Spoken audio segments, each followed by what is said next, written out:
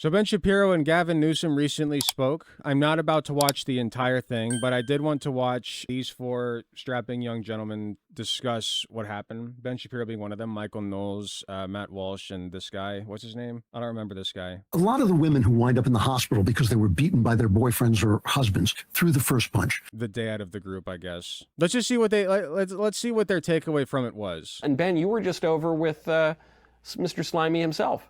I was with Gavin Newsom at the governor's mansion in California, which, by the way, is very tiny. It is the tiniest governor's mansion. It is a very, very small building. You guys will never believe how small his mansion was. In Sacramento, you have to brush thousands of homeless people out of your way just to get to it. But you know, it was definitely an interesting experience. Right? That I believe. Gavin Newsom is very bad on the homeless policy. A little bit of time off camera with Gavin Newsom. I'd met him briefly before, and like most politicians, he's very good in person. Just found this channel. We aren't MAGA here. No, I would say not. I will say that just as a class of people, politicians in person, way better than politicians on camera, just generally speaking. And we all know a bunch of politicians, and I think that this is the general rule about literally all of them. So off camera, he's very friendly. He's very garrulous. He will kind of get a little more honest with you than he might in terms of his positions on camera.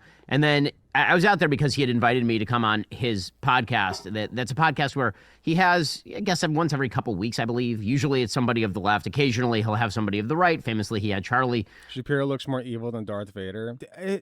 It's weird because, like, if you cover from, like, the top of his head down, it looks fine. And if you cover from the bottom of his face up, he looks fine. But the beard with the hair does not look good. The top and bottom of his face look disconnected. You know what I mean? The beard's getting better on its own. Like, his mustache looks fine. It just doesn't work with his hair. Charlie Kirk on the show. This is back during He's only last summer. 23? And it was about a 2-hour show. It was a little bit under 2 hours. We covered a lot. Only 23. Shut the fuck up. I'm 30. Shut up. A lot of ground. He is good on his feet. Right, he's squirrely enough that he knows his talking points well enough that if you hit him on California policy, he's able to sort of shift responsibility. His big moves, he likes to shift responsibility onto local officials for failures and then take credit for any state successes. Or he likes to make sort of grandiose claims about the robustness of California, and if you point out it is not as robust as he has said that it would be, then he'll start talking about Louisiana. So you see that sort of stuff happen a lot. So, for example, I was dinging him on California's income tax policy because it's driving business out of the state, and his immediate response was, well, yeah, but we're fairer than, say, Louisiana, and here's how that kind of went. I think we have the clip. Lowering the income tax rates in the state. California has tax. I mean, there's 16 states right now. Let's talk about those 16 states. Why don't we talk about California? That's I'm going to. They tax their low-wage earners more than California taxes its high-wage earners. Let's talk about lowering those tax rates in those 16 states. Okay, so again, notice what he tends to do is he will misdirect away from the actual topic, and even when it comes to the topic of taxes, he'll misdirect, because the point I'm making is not a fairness point. It is an efficacy point, meaning you're driving every taxpayer out of your state, which is what's happened in California. He'll shift it over to Louisiana, and then he will have his online minions talk about how he owned everybody by showing that you pay a lot of tax in Louisiana as a poor person based on excise taxes and such. So that's kind of one of his squirrely strategies. There's certain places where he is less squirrely, and that's kind of what's Where'd you get that, my boy? Interesting. I will say the thing that I found interesting is his overt attempt to moderate his sort of online persona. When did he start holding that? There are a couple of points where he did this. One of them most obviously was on ICE. So his crazy social media account, his press office account, which has been dedicated to trolling President Trump for a while, had tweeted out that they'd engaged in ICE, had engaged in state-sponsored terrorism. He looks like a discount Hassan. I disagree. I just think he looks mismatched. It looks like Ben Shapiro's head on somebody else's, like, chin. And I asked him straight up about it and really pushed him on it. Let's put it this way, right? Okay, so, like, from here down, let's start with this. From here up, obviously Ben Shapiro. From here down, it's anyone's guess. That's why, like you could stick almost any like, I guess you could stick Hassan's here. Oh no. Yeah, let's turn it a little bit. Come on, cooperate. There we go. Put it like, oh no. What have I done? It looks so bad. Here, that's fine. Enough fun. And I asked him straight up about it and really pushed him on it. One was a narrative that was immediately pushed by the Trump administration and Secretary of Homeland Security Kristi Noem, that she was a domestic terrorist who was attempting to run over officers with her car and was legitimately trying, not just this officer, but multiple officers. That was the original statement. I said at the time, I thought that was Hold on. not just a terrorist who's attempting to run over officers with her car and was legitimately trying, not just this officer, but multiple officers. That was the original statement. I said at the time, I thought that was untrue. And then good. Your press I will give Ben Shapiro this. I do think that he's smart enough. How do I want to say this? I don't think he's dumb enough to look at that footage and be like, oh yeah, she was clearly trying to run him over. Right? Or did he already do that? I said at the time, I thought that to run over officers. One was a narrative that was immediately pushed by the Trump administration and Secretary of Homeland Security Kristi Noem that she was a domestic terrorist who was attempting to run over officers with her car and was legitimately trying, not just this officer, but multiple officers. That was the original statement. I said at the time, I thought that was untrue. And then your press office tweeted out that it was state-sponsored terrorism, which, I mean... Yeah. Governor, I do have to ask you about that. Yeah. That sort of thing. Wait, is he talking about? He is talking about Renee Good, right? That sort of thing makes our politics worse. Yeah, I mean, it does. Yeah. I mean, our ICE officers obviously are not terrorists. Yeah, a tragic situation is not state-sponsored terrorism. Yeah, I think that's fair. Okay, so again, you can see him trying to like take his own press office and just chuck it under the bus. He's doing a couple. So what I get from that is that he is trying. This is about Renee Good, and he's trying to say that like ICE is not domestic terrorism. Like they're not doing terrorism, which terrorism is a loaded term anyway. They shot a woman in the face who did nothing wrong, and I think that's bad. And just chuck it under the bus. He's doing a couple of things. One is he will kind of rhetorically appeal to the radicals in his base, and then when he's called on it, then he will back really quickly away from it because he still wants to win moderates for 2028. By the way, our sponsor Kalshi in the prediction markets shows that he is right now the leader in the clubhouse among Democrats for the 2028 nomination. All right, hold on. Before I want to hear, because you saw him actually personally, I want to hear what you think about him. It's Gavin Newsom. But before you sully the opinions of the, you sway our straight up. If it's Gavin Newsom, I might just not vote. I'm going to say fuck it at that point. I'm done. Fellow DW guys here. Do you think, Drew and Matt, do you think that Newsom's the guy for 28? No, I think he's the... Because what comes after Gavin Newsom? Think about it. What comes after a Gavin Newsom presidency? What came after a Biden presidency? Even if Gavin Newsom somehow pulls the wind out of his ass, what comes after that? No thanks. He's the Jeb Bush of the Democrats. I think, one of the continual arguments we've had on this show and when it was backstage is, Ben and Jeremy would always say that if Michelle Obama runs, she'd win against anybody. And I don't think it's underestimating the American public. I think it's misunderstanding the American public. They actually are. The American public actually is keyed into issues more than the media wants them to be. The media wants them to look at people, what they look like and how they behave and whether they do this or that and what words they use. But the people actually do care about topics and issues, especially when they affect them. I think Newsom is a sleazy haircut, and I think that doesn't play. I think the fact that anybody who runs against them is going to bring up the fact that they have spent $40 billion almost on fixing the homeless issue, and their homelessness has gone up 30%. Where's the money for the bullet train? Where the hell did those billions of dollars go? Money disappears in California because, like any one party state, it's full of graft. It's just a completely corrupt state. But Drew, wouldn't you also say that Bill Clinton and Joe Biden were greasy haircuts? I mean, sleazy haircuts? Bill Clinton was one of the great, and Barack Obama. This is the other thing about Democrats, by the way. We've had three Democrat presidents over the last several decades. Obama and Clinton were two of the greatest politicians of my lifetime. They were fantastic wholesale politicians, and Joe Biden won under very suspicious circumstances. Let's face it. I mean, very weird. How are they suspicious? He won the Electoral College. What do you mean suspicious circumstances? Everything. Okay, if Joe Biden won under suspicious circumstances once, why could he not? Let's just take him for a minute. Why did he feel that he could not win under suspicious circumstances again? Like, oh, it's too much cheating. It's too much cheating past a certain point. What are you talking about? If they cheated once, they're going to do it again. Circumstances. So I don't know. The drift in this country is to the right. The drift in the West is to the right. And in Europe, they're basically stamping it down, but we don't have the capability of stamping it down. And I think Gavin Newsom is toast the minute his record comes up. And the social stuff, the way he handled COVID, the way he had everybody, he shut down John MacArthur's church and tried to harass them while he was dining out at a French restaurant with his friends without a mask. I mean, the guy is he's too easy a target to really make it once the national attention is on him. And I just don't think look, I understand he's ahead in the polls. anything can happen. It's way too far away to actually predict it. I'm not making a prediction, but he's just not the guy I'm looking at. It's AOC who keeps me up at night. Is the question whether he's going to win the presidency in 2028 or whether he's the Democrats' guy in 2028? Even start with just the nomination. Yeah, because, well, among Democrats, I guess I could put this sword on. Gavin Newsom, among Democrats, has something that no other Democrat has that I'm aware of on the entire national stage, which is that he can actually talk to people. Like, he could sit down and talk to Ben. He can go on any podcast and have a conversation.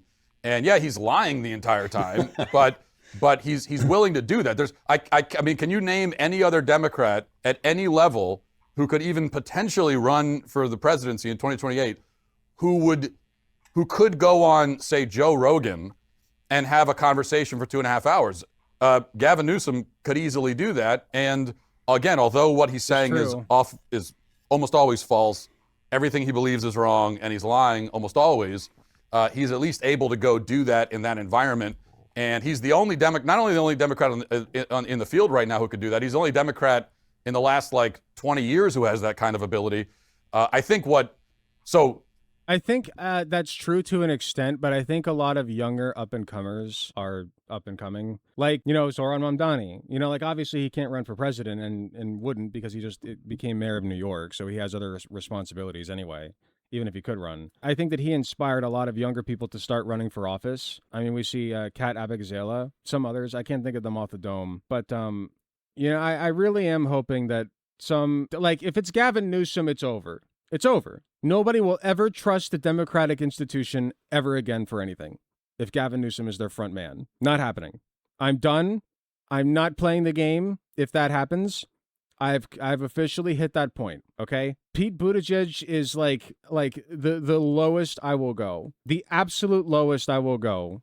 That indicates that there is still a modicum, a shred of respect for the American people. Because at least then they're running a gay guy, I guess. But even then, I'm just Pete Buttigieg, is that really the best you can do? It's just over. I think that electoralism in the United States is coming to a speedy halt. That's an argument for why, all things being equal, he has a good chance of being the nominee for the Democrats in 2028. I don't think he's going to win the presidency for a lot of the reasons that makes me want to do it even less.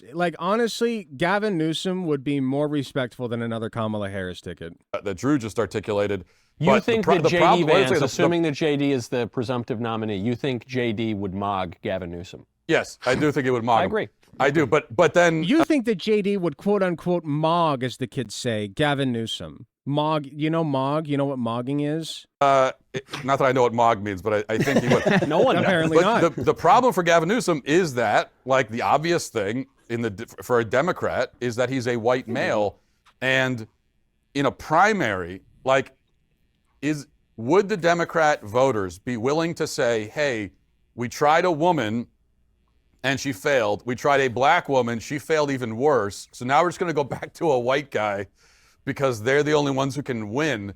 I don't know. I hate that he might actually be correct about the Democrats' mentality there. He might be correct about that. They might be thinking, well, we tried a POC woman, didn't work. We got to go back to a white guy because they're all about the id poll. Maybe the Democrat primary voters be willing to say that. Midget or something like that. So I'll say this: he is smoother on his feet than virtually any of the Democrats. Are you still going to vote? If they run Pete Buttigieg, I might. I'll see how the water feels. But even then, I might just not even bother getting out of bed. What the fuck's the point? I got so much better shit to do than even a mail-in ballot. You know what I mean? Why waste my time? Why put forth the calories it takes to move the pen across the page? What have they ever done to deserve it? That I've talked to. No thanks. And I've talked to a fair number of them. He is also, I think that there's a more than decent likelihood he's the nominee in 2028 because his chief rival is AOC. Meaning that AOC is not a black woman, she's a Hispanic woman, actually. And if you look at the Democratic voting AOC, base, particularly in the South. Please let it be AOC. I'll take I'm skeptical that AOC has the sauce to win a presidency. I'll be real. I don't know. But I at least if they run AOC, they'll demonstrate that they're trying. Hold on, Alec is finally seeing the problem. You mean I've done been seeing the problem. I'm not a fan of Mayor Pete, but he's more trustworthy than Gavin. I think Pete Buttigieg is more authentic, which is saying a lot because he's really, or it's not saying much, I should say, because he's really not authentic very, very much, but he's at least more authentic than Gavin Newsom. That is a heavily black voting base. There's no evidence that crosses over to, quote unquote, the people of color category, a category that has never existed nor will ever exist in real life. And you've already seen cases in which the black vote has mobilized behind a white person to stop another white person or a Hispanic. So I would not be surprised if he's able to pull out the nomination. I will say that, again, the game that he's playing, which is a smart game, is he's usually rhetorically radical with regard to President Trump personally.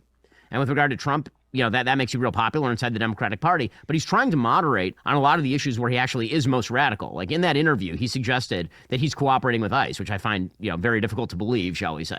In that interview, he tried to pretend sort of moderation on the trans issue. His state is not moderate on that issue at all. And that brings up sort of the second question that you're raising, Michael, which is how does he do in a general election if it's J.D. Vance? So, obviously the number one question there is going to be how's the... I think J.D. Vance, I'm not optimistic about J.D. Vance's chances, okay? I'm really not. But I think he blows Gavin Newsom out of the water. I'll be real. I think that J.D. Vance and Gavin Newsom have equally sauceless riz. I guess J.D. Vance would have to contend with the incumbency problem. It might be closer than I'm giving Gavin Newsom credit for now that I think about it, but I still think that J.D. Vance would take the W. It could be a nail biter, but the fact that it even comes close is sad. J.D. Vance is not a good candidate to run. U.S. doing, right? If the economy sucks, JD's got a real problem. Yeah. And I think everybody acknowledges that circumstantially, that's just the reality. As far as sort of head-to-head as candidates, I will say that my biggest question mark for JD is, can he grow any part of Trump's coalition? I look at Trump's coalition, and I think to myself, Trump has maxed out, in many ways, many parts of that coalition. What is the part that JD grows that Trump was unable to grow? Because this was a fairly narrow election. If you look, it was a couple 100,000 votes. I think he's got a point. I think that JD Vance's best chance is going to be appealing to the more moderate constituency. Maybe not. I don't know. No, maybe the moderate vote is dead. Because I was thinking okay, what's something that you can do to grow the base at this point? And I'm not sure if there's much you can do in the way of bringing moderates over anymore. I don't know. It may be equally likely that he leans farther right, and just goes hog wild with it, except in a non-Trumpian way, with no riz at all. Because if you have no riz, but you do have the far right ideology, that might, I don't know, maybe that'll pull enough people out of the woodwork from their extremist holes in the ground. I don't know. If the Dems don't do everything in their power to sabotage AOC, she would clear Vance. They just would absolutely do that. It remains to be seen. I think the Democrats, it's a come to Jesus moment for them. I mean, it has been for the past 3 campaigns, really. But this is going to be a make or break moment for the Democrats. If they get in the way, they need to learn real fast what their priorities are. If they want to remain relevant as the left-leaning party in the United States, they cannot get in the way of a young progressive person running for office. Younger, I should say, because you have to be 35. In a couple of different places, and very, very high turnout because, again, people really, really love Trump in a way that, again, that's not a rip on JD. That's just a reality. Gavin Newsom just tweeted something out about me that's hilarious. Okay. Really? Yeah. He tweeted out here's what Ben Shapiro is hiding, and it's Gavin Newsom gets Ben to criticize Trump's tariffs. What? What? Gets Ben Shapiro to oppose the invasion of Greenland. Presses. What? Yeah. Gets Ben Shapiro to say that Republicans are going to have a hard time in the midterms. Man, well, with that kind of wow. They nailed you. You got mogged. Brutal. I got mogged. You got news. Okay. Brutal. Right. You got mogged. In the name of love. Did you like this question? Beautiful. Maybe we will watch the Gavin Newsom, Ben Shapiro, the full interview one of these days. I just don't have time today. But if the liberals run Newsom, I'm done. It's over. I cannot bring myself to vote yet again for a completely dickless son of a bitch who will do nothing for me except make the next conservative administration that inevitably takes over even worse. I'm not doing it. Hi, thanks so much for watching and making it to the end of the video. I just wanted to let you all know that I love and appreciate everybody in my community, whether you can support me financially or just by liking, commenting, and sharing my videos. It helps way more than you know. That being said, I do want to give a very special thanks to my tier 4 subs, which would be Space Timid and Hot Take Andy. And thanks so much to my monetary subscribers from any of the tiered subs or anybody who gives me money in any form, including going to my Patreon shop, donating money to me directly. It all helps way more than you know. If you do decide to help me financially, you can get some really cool perks like early access to content, exclusive access to censored videos, also some really cool badges next to your name. Even if you can't afford a monetary subscription, just watching, sharing, and commenting on my content helps way more than you know. Thanks again, and I will see you all in the next video.